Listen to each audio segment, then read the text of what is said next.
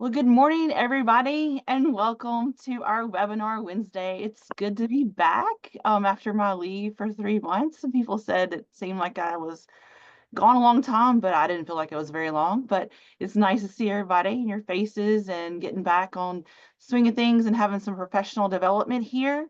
And so we're excited to have Erin Bain today from the American Income Life Insurance Company. I know we have a lot of new faces and we all need a refresher every year. So we're very appreciative of Erin coming every year and doing our refresher for the spring before we kick off our activities for the summer and camps and project achievement days and things like that. So before we get going, I'll say it again at the end as well, but we have some exciting webinar Wednesdays coming up. One was in the newsletter that went out yesterday, but a couple weren't, but I'll be talking about it tomorrow because I'm hosting the newsletter chat as well. So get to see me again tomorrow. That'll be fun to see y'all again. So May 14th, if you want to put this on your calendar, and I'll definitely send out a reminder. It just happened yesterday. We're really excited because Rebecca Hager, she is going to be presenting about working with junior high youth, doing programming with them and keeping that age group involved and engaged in 4-H. If you were at spring training last week, you saw her and Scott and Brianna do a fantastic presentation working with Cloverbud. So this is the next age group, May 14th. Then you don't want to miss May the 28th. And Rochelle Veteran is going to be debuting the brand new volunteer handbook that we've all been waiting for. It's fantastic. So she's going to walk you through that May the 28th. And then August the 13th, we'll be doing part 3 from the Working with the Youth. And that's Brianna Kaiser. And she's going to talk about working with high school age youth and how to keep that age group engaged. So May 14th, May 28th, and August the 13th. So that's something to look forward to for our webinar Wednesdays. So I'm going to go ahead and turn it over to Erin and she can introduce herself. And I'm going to put in the chat box like the link to our Google Drive where our information is. We keep it. And then also if you have some questions that come up, put them in the chat and we'll address those. And then if y'all did submit questions ahead of time, Erin has those and she will be addressing them during the presentation. So thanks, Erin. Almost started talking before I unmuted myself. You'd think I'd learned by now, but there we are. So good morning, everybody. It is a nice, sunny, warm day. It almost feels like spring in Indiana, and I hope y'all are starting to get spring out there too. So as Megan said, my name is Erin Bain. I'm the director at the Special Risk Division of American Income Life. I have been with AIL since the spring of 2016, but prior to that, I was a county 4-H educator in North Carolina. I was a 4-H camp director in Virginia and grew up as a 4-H'er. So I've been around the program 4-H and extension essentially my whole life. So as I tell people, it's really important for me to say I've been there, done that, collected all the t-shirts. Actually, there's my 4-H t-shirt quilt there in the background that hangs in the office. So I definitely understand a lot of what y'all are dealing with on a day-to-day basis. So hopefully that is a positive thing to have from your insurance folks. So Megan is going to run slides for me. The animations are not great, Megan. So I will kind of tell you, like, you can kind of click through to the end of each slide, and I'll kind of go over everything that's on there all at once. So if you want to go ahead and do the next slide. So a little bit of just general information about the Special Risk Division. Our policies are blanket group accident insurance coverage, which is different in scope and benefits from a liability policy. Typically, we look at our policies as the first line of defense, so that they will hopefully take care of either reducing or eliminating the out-of-pocket costs that a family might have if there is an incident that occurs during a program, and that hopefully our coverage will take care of things before it rises to the level of needing to file a claim against a liability policy. Typically, when you're utilizing a liability policy, that may be the university's policy or something like that, that would be, $500,000 million limits and that kind of thing, which is different from what we do. So we have been working with 4-H and Extension specifically since 1952. It's something that we are really proud of, and as I said, my background and why I was hired to work with our division was because of my background in 4-H and camping as well. That's one of our other client areas, but we have always tried to keep our prices as consistent as possible, and make sure that those are affordable for every kind of extension program that we can. Um, we work with 4-H and all the other extension professional associations. So some of you, if you have dual program area responsibilities, you may see me sometimes at an ag agents meeting or FCS, and I usually try to go to like ESP and some of those kind of things as well. We recognize the importance of that and really always want to be supportive of professional development and that networking and things that happen during these types of programs. So we're very interested in that. And then in addition to 4-H and Extension, we also work with a lot of other youth serving organizations, camps, colleges and universities, and other capacities other than just land grants, and those types of programs. So if you do work with other organizations and they're ever talking about needing this type of coverage, you can always pass that along. On to the next slide. So we do offer two types of policies, our annual policies and special activities. As I mentioned before, we are very cognizant of keeping our costs low for both of those types of policies. And it's something that we're very proud of and want to stick with for as long as we can. The last time we raised the prices for special activities was, I want to say, 2008 or 2009. So we keep that consistent. Again, it's blanket coverage, and we see claims come in for everything from, a contusion, a cut from opening a package, up to, motor vehicle accidents, major injuries, those types of things. So it is designed to take care of those types of things that you have that happen in a typical 4-H setting. Our staff is very small, including myself. There are 4 of us full time. So we are very proud of being able to give you hopefully excellent customer service, and that you'll get a real human on the phone pretty quickly if you need somebody.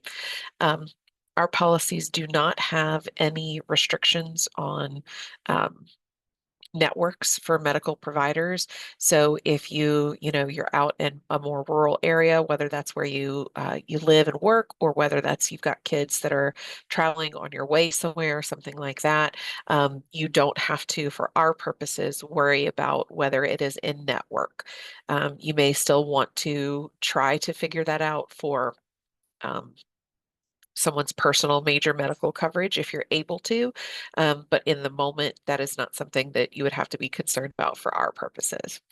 Our policies are written in order to be primary with no deductible, regardless of personal insurance.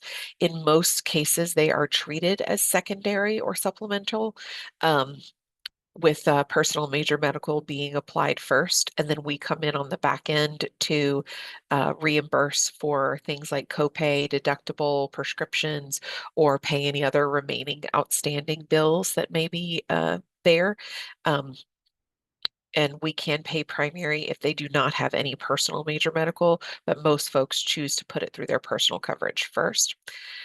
Once we have all of the paperwork that we need on file, we try to get those claims paid within 10 to 14 business days. We know that this is a stressful situation for a family. A lot of times if they have an unexpected, medical bill, they start getting final notices and collections and those kinds of things. We try to get things taken care of before we get to that point, whenever we can.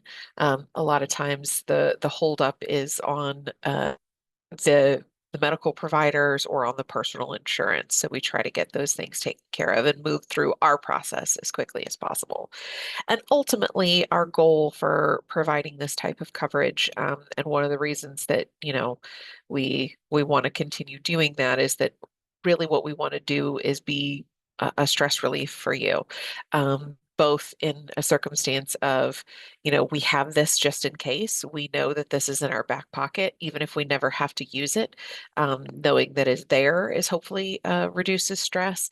And then when you do have an incident that occurs during a program, this should be, something that will ease your mind about what the next steps are going to be. All right, we can go to the next slide. So for those of you that aren't familiar with it, North Dakota does have a statewide annual policy. This is an option that a lot of states are taking now in order to make sure that there is coverage in place for all enrolled 4-Hers and volunteers throughout the year. What this policy, and again, as it's said on the first slide, this has always been $1 per person or $2 per person for the year. North Dakota renews their policy every year in September, I believe, and it's kind of the numbers are based on like the previous full year. For those of you that I'm not sure what your other reporting systems are, but ES 237 and those types of things are what go into that sort of calculation. What this annual policy does is it provides coverage for all of your members and leaders during scheduled adult supervised group activities. So this includes all club meetings, workshops, camps, etc., but not individual family project work. So the example that I typically use for this is, if there is a scheduled practice for the archery team or the archery club, they're going to meet, and this is something I think Marilyn was one of the questions Marilyn asked. If there are members of a shooting sports club, or if it is just an event that a regular community club is doing weekly and they're doing archery practice scheduled as a group, that would be able to be covered. But the 3 members of the Smith family, who are 3 of 10 members of the archery club practicing archery at that range on their own or in their backyard, would not be covered. Same thing with individual like animal project work. So if there is a group workshop scheduled for the club for fitting or for showmanship or something like that, they're covered. Or if that's at a club meeting and they're doing that, it's covered. But, Sally Smith going out to the barn, working with her project sheep would not be covered. Adult leaders are counted and covered in this policy for accidents that occur during these group activities. New youth who enroll after the policy is established are automatically included until the coverage renews. And that's important so that you know that if even though again, Sally Smith maybe was just moved to your community from out of county or out of state or wherever. This new kid that is enrolled can automatically be covered. The state or you don't have to send any additional paperwork or additional premium payment throughout the year. So there's not a circumstance where, somebody's having to resend that information throughout the year. You just want to make sure that those youth, that those members and leaders are officially enrolled by whatever definition North Dakota has for that. So whether that's a particular form that they have to fill out, they have to be registered online, any of those kind of things, make sure that you are following those guidelines, because that is how we would verify in the event of a claim, if we ever needed to say, yes, Vicky Schwab was enrolled as a leader as of June 1st and then was injured on June 15th. We would be able to back that up. The policy does cover expenses incurred for up to a year from the date of the incident. So what that means is that if there is an incident that requires ongoing medical treatment, physical therapy, surgery, those type of things, we can continue to pay bills for that, for ongoing care stemming from that incident for up to a year or up to the policy maximum. And, candidly, depending on the situation, we more often reach the policy maximum before we reach that year. So speaking of the policy maximum, the next slide will give you an overview of what those coverages are.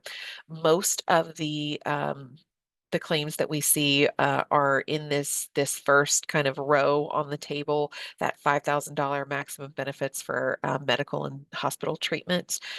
We do see claims for teeth sometimes, and then I always point it out, but thankfully we do not have a lot of the accidental death and dismemberment claims, but that is a part of this coverage. So if you ever have a very serious situation where something like that happens, that is a part of this coverage.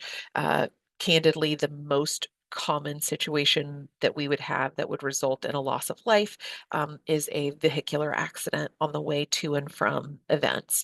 I'll address this at one point later too, I believe, but your coverage, both under annual and special activities coverage, does include direct travel to and from events.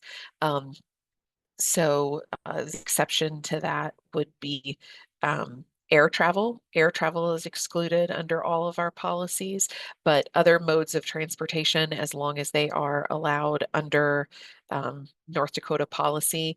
I think Danielle had a question about boating. As long as North Dakota 4-H extension guidelines don't have any restrictions on that, we would not as well.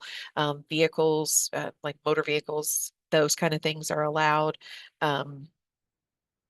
So you just would go under that. Air travel is excluded, but if you are flying with kids somewhere like to a national congress or a competition or something like that, they would be covered up until they walk on the plane, on the ground on this side, and then once they get off the plane on the other end. It's just specifically that flight that is not covered. So a few other things to highlight that are not covered on the next slide, Megan. Um, some of the things that I, really like to make sure that I point out are illness. Illness is excluded from all annual policies. Once this pops up, there is a footnote kind of at the bottom. Megan, children under the age of 5 is the last bullet. Okay, so illness is one thing that is not covered under the annual policies. We can cover some illnesses under special activities at the 25 and 30 cent rate, and I'll go over that in a little bit more detail in a moment. Downhill winter sports are excluded from the annual policy. That would be anything skiing, tubing, sledding, any of that kind of stuff that you do downhill specifically. Cross-country skiing is fine, but downhill winter sports are excluded. And I always make sure that I really address children under the age of 5. So that is 5 by whatever North Dakota's 4-H's definition of that is. So again, if it's based on they have to turn 5 by on their calendar year birthday, or if it's on by January 1st or whatever it is, we go by that. But it's really important specifically for you to know that the annual policies as well as special activities exclude children under the age of 5.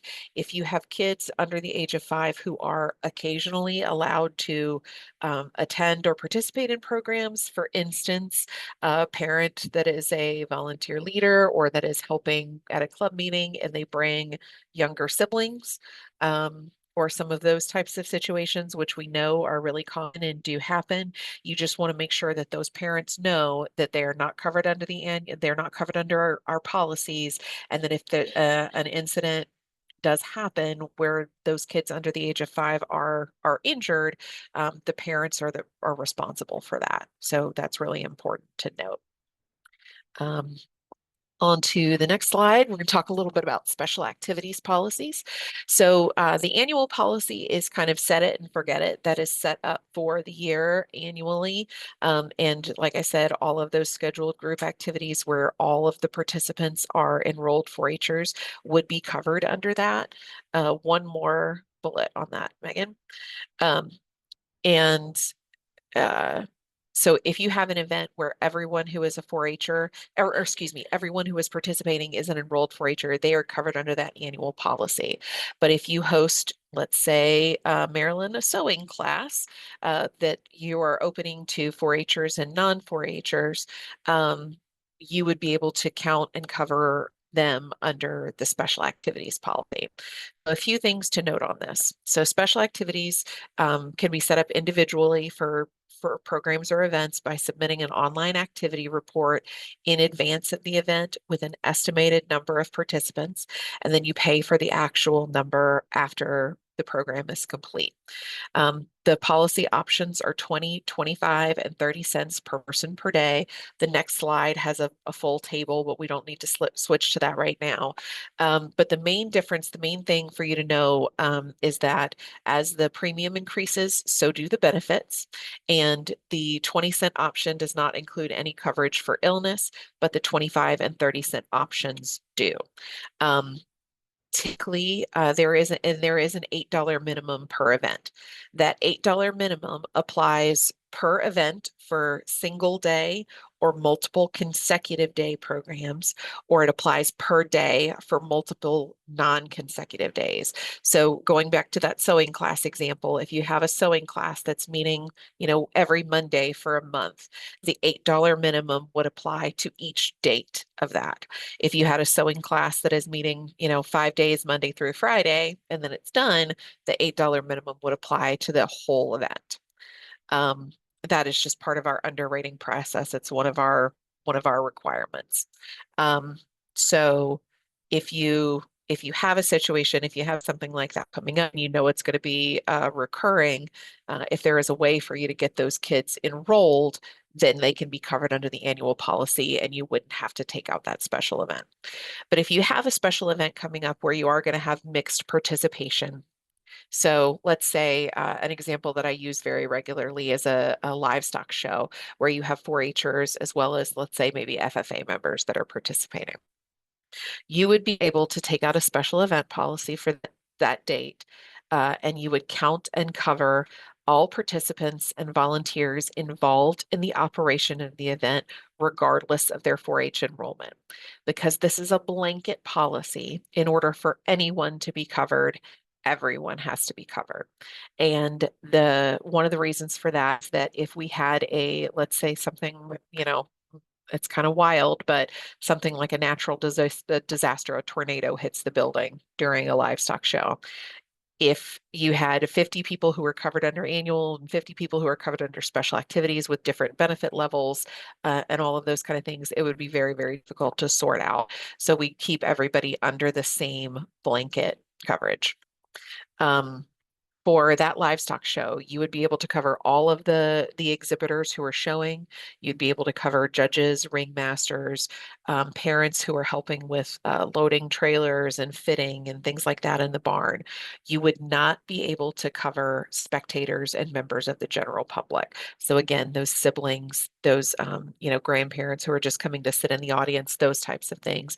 But you would need to be able to track their participation that day. So even if it's something as simple as, a sign-in sheet or something like that, you would need to be able to have a record that says that, yes, John Smith is not a 4-H volunteer, but he is a parent who is helping on this day. So we have him under that. You don't need to submit that to us in most circumstances, but in the event of a claim, again, you would need to be able to verify that.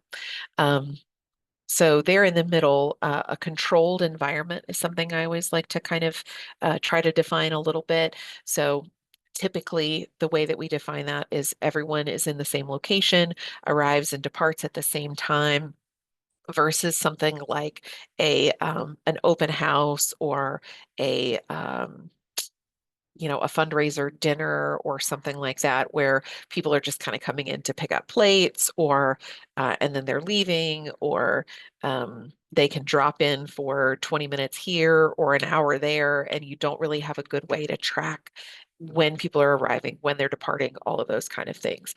If you're ever not sure about that, because we know that's a gray area, if you're ever not sure about that, you can always, reach out to me and let me know. My goal with this is never to make a sale and tell you that we can cover, more people than we actually are able to, or something like that. I'll tell you, honestly, whether you need the coverage and then make a recommendation about it. Um, Again, this special activities policy is mainly for covering accidents. Illness is able to be covered at the 25 and 30 cent option.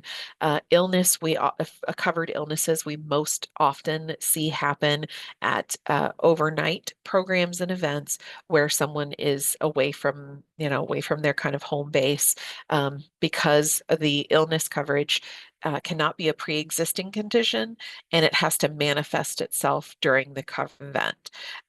So, something where, again, someone came to like a spaghetti fundraiser, and then got sick later, it would not manifest during the covered event, so we would not be able to cover that.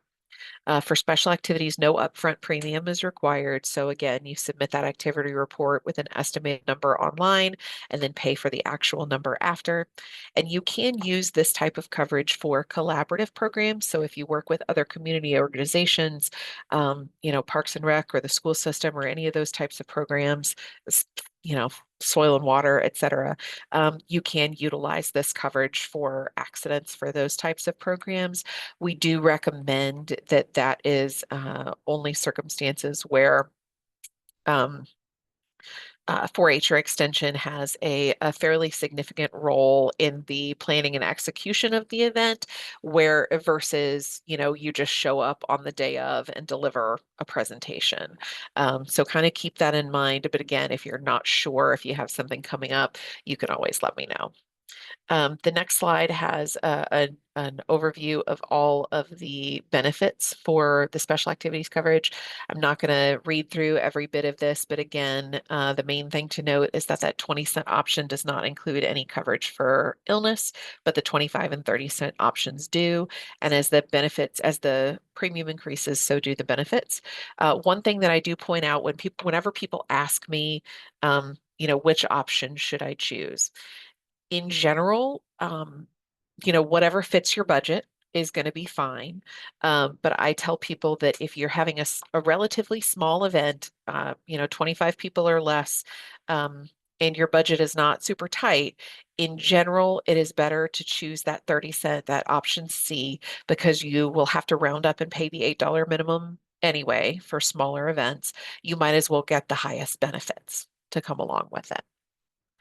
The next slide is just kind of something that sometimes folks find helpful when determining when and how special activities can be applied. This may answer your questions and you may not need to reach out to me, but this is kind of a good place to refer to if you're planning a program or event, maybe something that you haven't done before and you're thinking about what type of coverage will be needed, if coverage is needed, that kind of thing. Then you can refer to this, and hopefully this will start the process of answering your questions, figuring out what your costs might be, and then you can go from there. Again, on the left-hand side, because you have an annual policy, there are, if everybody is enrolled, there are only a few situations where we tend to recommend the additional coverage, and that would be those overnight trips, downhill winter sports, and anytime that you want illness coverage. Again, anytime you have questions, if you're not sure about that, please feel free to let me know, and I'll always try to answer those questions. I would rather answer 145 questions before a program that you're not sure about than 2 or 3 after, when something has happened. So on to the next slide. And Megan, I'll have you do these one at a time. So general do's and don'ts with us. Very big thing for me is kind of that was drilled into my head when I was training as an agent once upon a time was, hope for the best and plan for the worst. That is a big risk management thing for me. Making sure that you are, doing everything that you can to prevent an injury wherever that is possible. But it is beneficial to have this in place for when you do have something happen. While it is less common for families to be completely uninsured these days than it used to be because of things like the Affordable Care Act and penalties for not having insurance and those types of things. Even if they have personal major medical coverage, deductibles can be extremely expensive, copays, any of that kind of stuff that's an out-of-pocket, unexpected expense can be very difficult for families. So we don't want to assume that, they just will, put it through their insurance and everything will be fine. The next one is the details of the policies.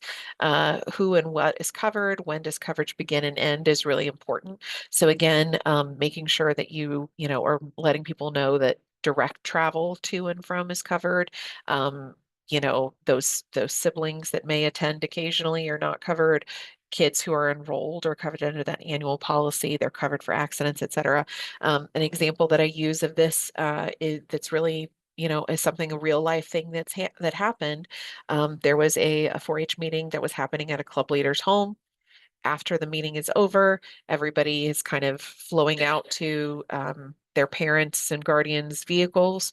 Uh, Kid A goes up to the back of family B's pickup truck where the family dog is. This was a dog she had met before, had interacted with before, but for whatever reason, the dog wasn't feeling it that day, and the dog bit the child. Um, and unfortunately, because that was after the meeting was over and it was not a part of the meeting. This wasn't a dog club. This wasn't something that was an expected activity. We had to deny coverage in that case. So that is important to let your club leaders, let your parents or guardians know. Another one, kids were climbing the tree in the leader's yard out after the meeting is complete. It wasn't like official recreation time of the meeting. The meeting was over and someone fell and broke an arm. So letting your leaders and other folks know what the expectations are surrounding those scheduled events is important. So the annual policy number is what you will need if you're filing a claim under that annual. Once you submit a request for special activities coverage, you will get a serial number that'll also be on there. So make sure you know that. If you don't have that information, you can reach out to us. We should be able to help you find it.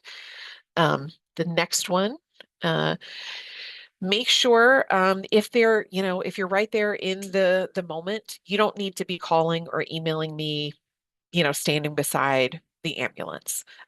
Make sure that you are taking care of the immediate needs for whatever is happening first. You are going to be looked to as an example when these types of things happen. Folks are going to be looking to you for what to do and how to do it. So make sure that you're taking care of that first. Don't panic.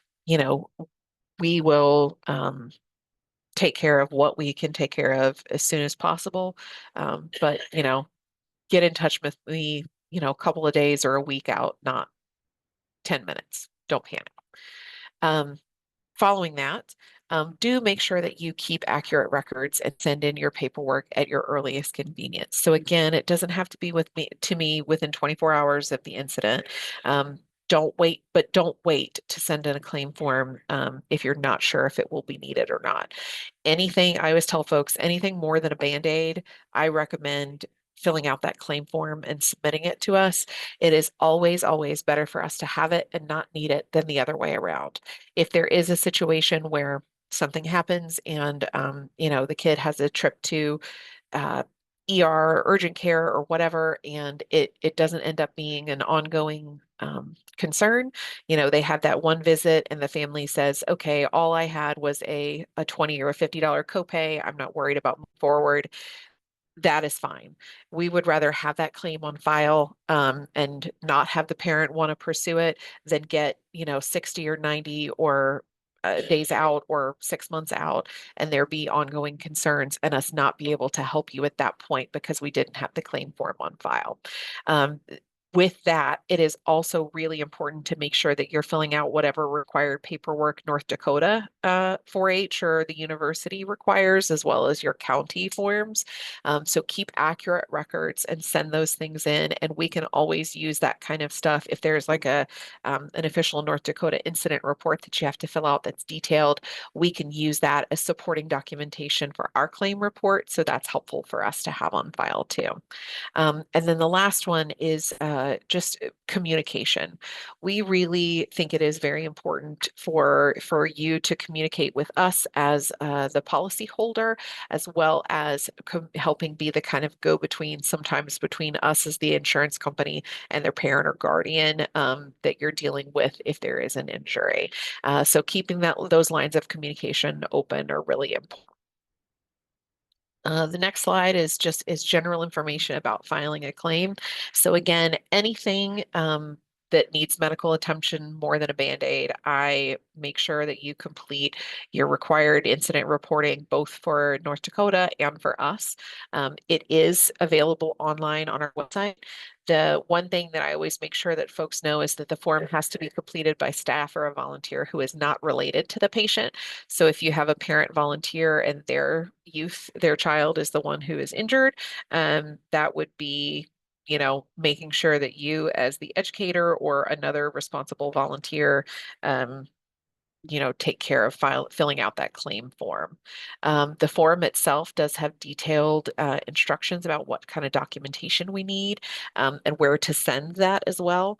We ask that those be submitted within 20 days of the accident. You actually have a little bit longer than that, but I try to tell people 20 days is a good guideline to get that in. The PDF of the claim form is available here on the website, as well as some frequently asked questions. So you can refer to that as well as the instructions that are available on the PDF.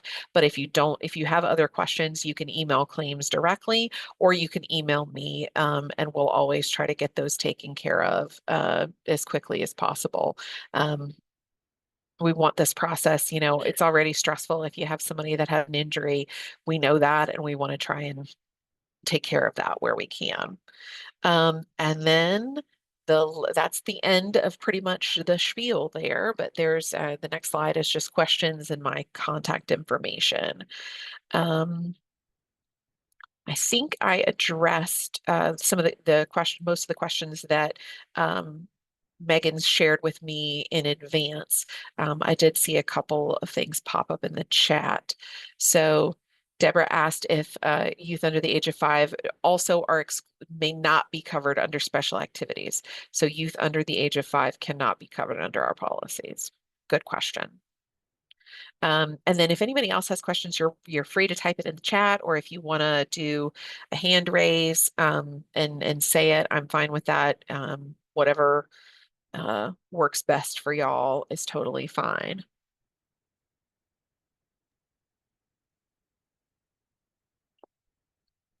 Whenever there aren't immediate questions, I'm never sure if that means I did a good job or everybody is just overwhelmed and not sure where to start.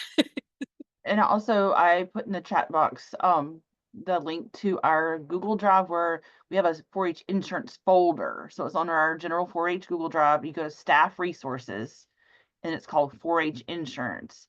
And so I put Erin's new slide deck in there, and then like there's that chart she went through, and those like the Excel looking sheets with the like what's covered and the different amounts, the 20 cents, 30 cents, those are in there as well.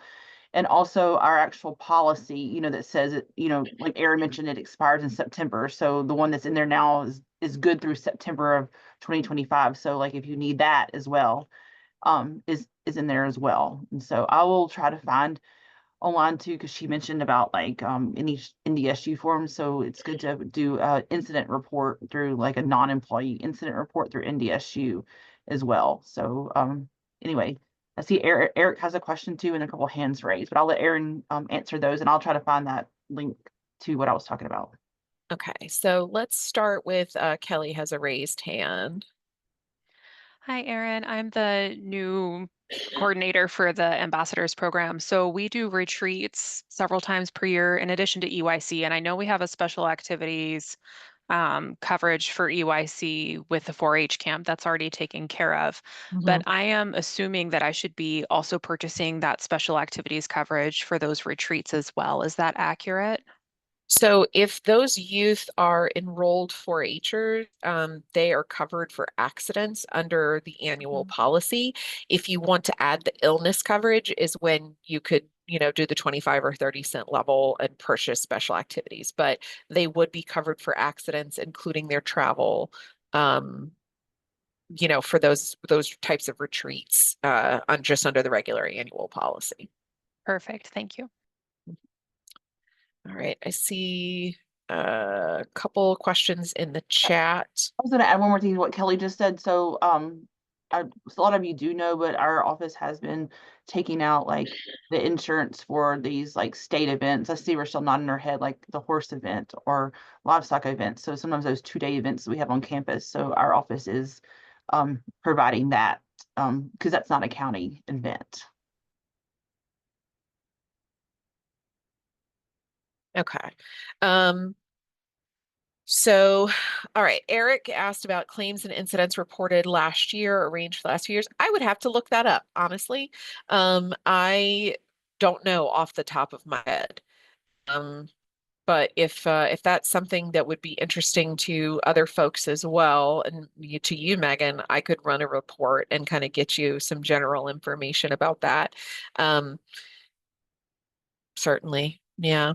And then Marilyn asked if I'm teaching a youth activity where no one is in 4-H, that would be where you take out the special activities policy. So you would go to the website, which is it's like ailspecialrisk.com, and you would submit an activity report or click the link to submit activity report.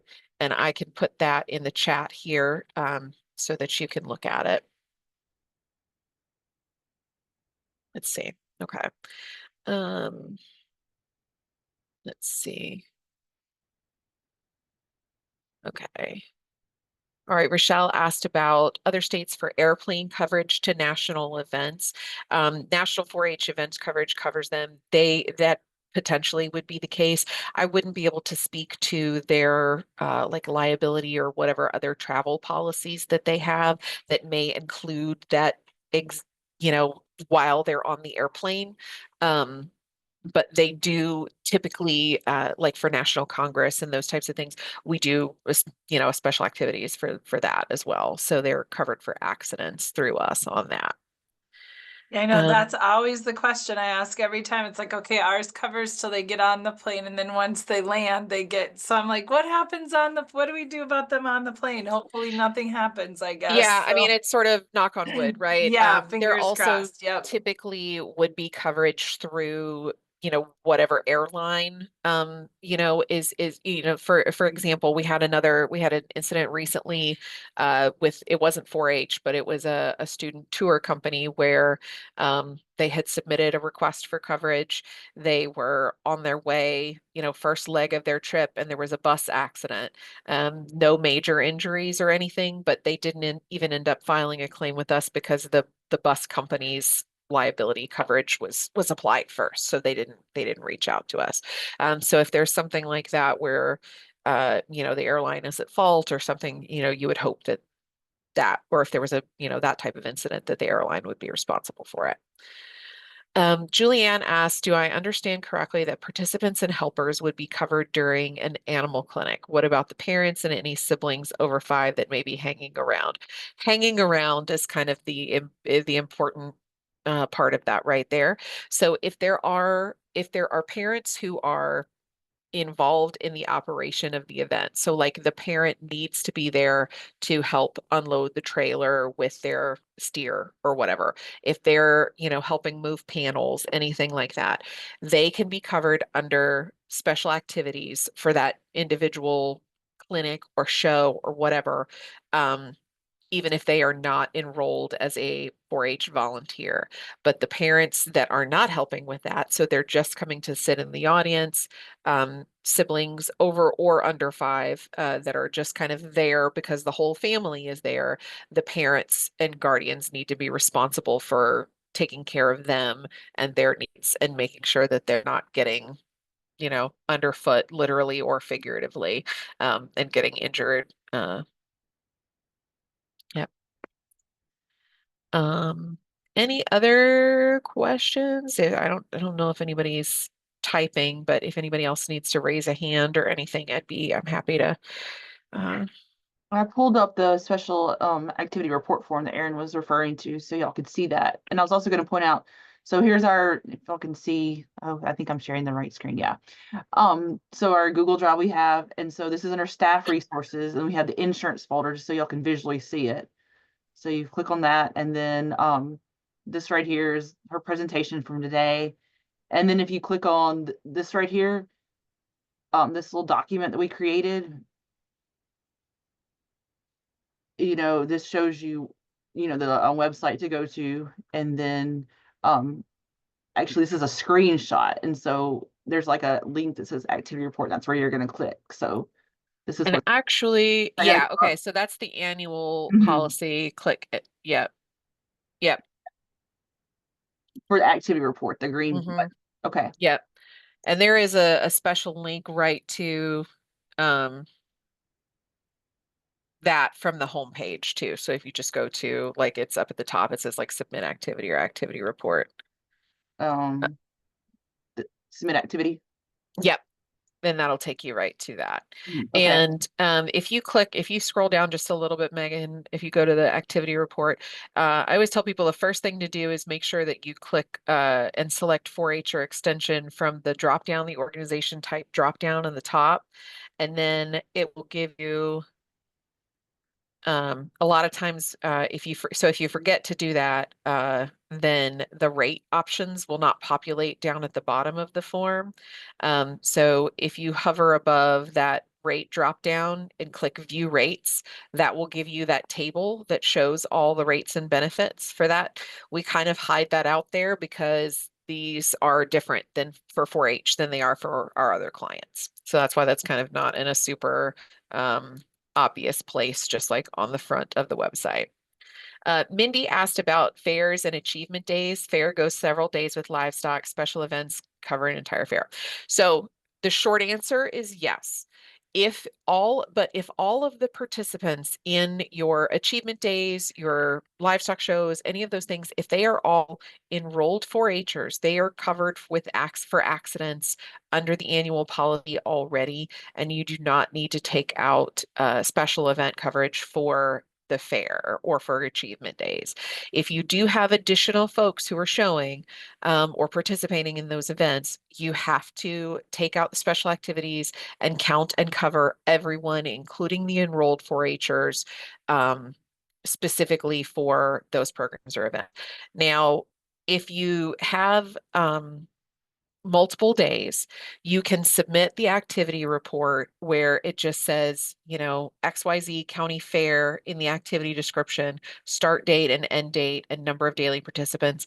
And you could put in the comment box above, Monday is beef, and that will be 150 participants. Tuesday is sheep and goats, and that will be 200 participants.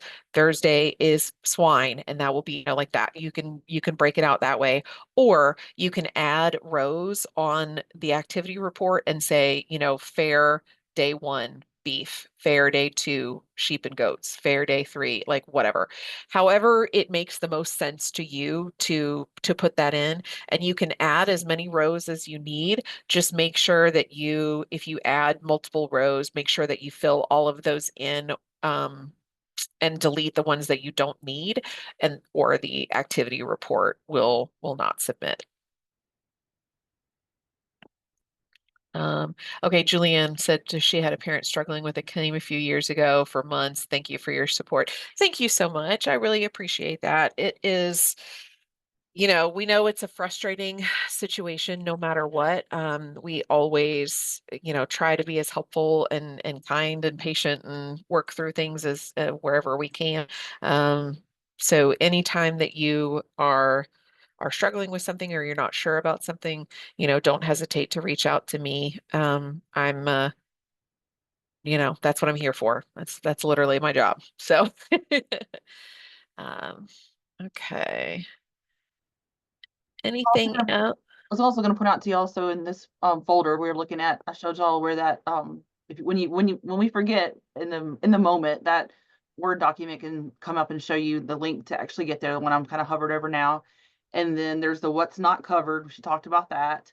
And then we've kind of started this FAQ document right here. So questions that have been asked, we kind of just pop those in there. So you might want to just read through there. Your question might have already been answered on there, just some different situations we've asked Aaron past couple of years. That's a good place to start as well.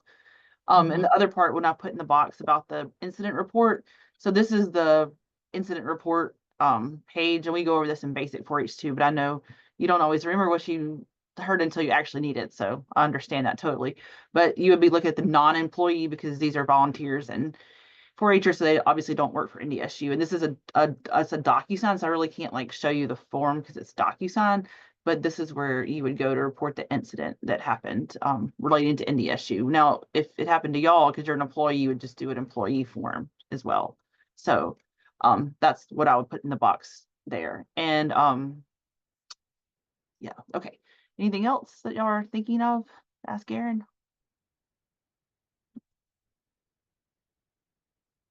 I see a question from Aaron.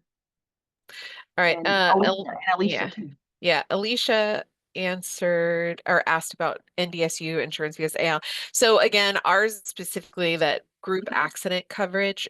So there may be additional coverage that the university has that's liability coverage. There may be coverage for volunteers that is different from that is sort of similar to employee coverage. Every university has different setups for that. So I wouldn't be able to give a whole lot of detail about that. That may be something that Megan could speak to, or if you had a specific question about an incident. But yeah, and that's interesting you asked that, Alicia. That's something that Rochelle and I and Carla actually called the safety office about, and they don't want to put anything in writing, which I get it. But basically, we're not really NDSU does not really carry like insurance against people. So basically, like if you were sued or something, maybe then things would kick in then, but there's no this general insurance that's gonna cover your volunteers or cover yourself or cover your 4-Hers as well. So that doesn't really exist. And so that's also why Aaron was saying it's very, very important. Let's get all these 4-Hers, get these youth enrolled. Let's get these volunteers enrolled. I know, like, another piece of paperwork, another thing to get people to fill out. But that's why it's really, really important, Aaron's saying, to get everybody enrolled, because then they're covered under our general policy. So, yep. We stress to get them enrolled. We're not trying to be just nagging, but it's just really important when it comes down to this as well. So let's get those people enrolled. Yeah. And the good thing, and why we really advocate for that annual policy is that, you can't ever completely eliminate the need for special activities, but it really greatly reduces the times that you are going to need that if you can get everybody enrolled. Aaron, it seems like Aaron and Bethany were still kind of not sure about the achievement days, judges and parents, those kind of folks helping out. Again, if you need to cover anyone for achievement days, you would have to count and cover everyone. It is up to you if you decide to do that. But if you want to cover those judges, and it also is important to note, I should say, if judges are there and they're being paid and that's a part of their like their profession versus volunteers, then those judges would possibly be covered under their own like workers' compensation or that type of policy. So you would want to try to verify what the situation is with that. If they're volunteering their time to you, you certainly could cover them with special activities. But again, if you need to count and cover them, you have to count and cover everybody. So, and again, that's not us trying to, nickel and dime or anything like that. It just, it has to, everybody has to be under the same blanket for this type of policy.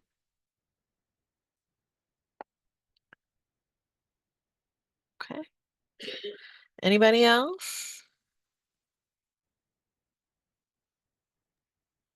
I hope I got everybody's questions answered that sent me questions ahead of time, and I appreciate that. So, if you have any other like situations or scenarios, feel free to say it right now or something coming up this summer, because I'm sure somebody else has the same question. Mhm.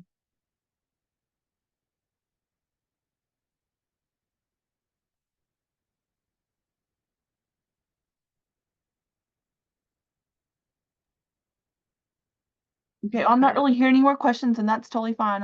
We'll stay on here a couple more minutes. So, but I just want to thank everybody for coming. And then if you weren't on at the very beginning, I just reminded people we have 3 more great webinar Wednesdays coming up. May the 14th is going to be Rebecca Hager talking about junior high youth, working with them, keeping them engaged. May the 28th, Rochelle is going to talk about our new 4-H volunteer handbook. And August the 13th, Brianna Kaiser is going to talk about working with those high school age youth and keeping them engaged. And so I'll be sending some reminders out about that, but we have exciting things coming up.